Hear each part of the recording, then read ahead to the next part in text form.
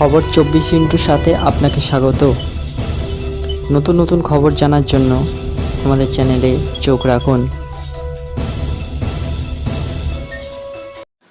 নমস্কার দর্শক বন্ধুরা, স্বাগত আমাদের এই চ্যানেলে। কোথাও তাপপ্রবাহ, কোথাও চরম আর্দ্রতার জেরে বাড়ি থেকে বেরোনোই দুষ্কর হয়ে উঠেছে। তাই গরমের ছুটির পর স্কুল খুললেও যোগ দিতে পারছেন না বহু শিশু। কলকাতা এবং দক্ষিণবঙ্গের একাধিক জেলায় এই ছবি দেখা গিয়েছে।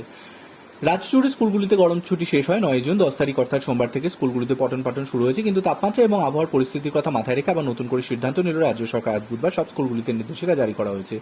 নয়া নির্দেশিকায় বলা হয়েছে, জুন মাসের বাকি দিনগুলিতে চাইলে স্কুলের সময়সূচি পরিবর্তন করতে পারবে স্কুল কর্তৃপক্ষ। তাপপ্রবাহের জন্য স্কুলগুলিকে সময় বদলের পরামর্শ দেওয়া হয়েছে শিক্ষা দপ্তরের তরফে। আঞ্চলিক আবহাওয়ার কথা মাথায় রেখে স্কুলগুলির সিদ্ধান্ত নেওয়ার নির্দেশ দেওয়া হয়েছে।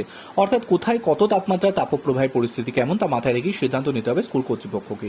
আসলে সোমবার থেকে স্কুল খুললেও অতিরিক্ত গরমের জন্য স্কুলে উপস্থিতির হার খুবই কম হচ্ছিল। কেন ব্যবস্থা নিচ্ছে ওনার শিক্ষা দপ্তর, তা নিয়ে প্রশ্ন উঠেছিল। সম্ভবত সেই কারণে 48 ঘন্টার মধ্যে এই নির্দেশিকা জারি করল শিক্ষা দপ্তর। Bureau report.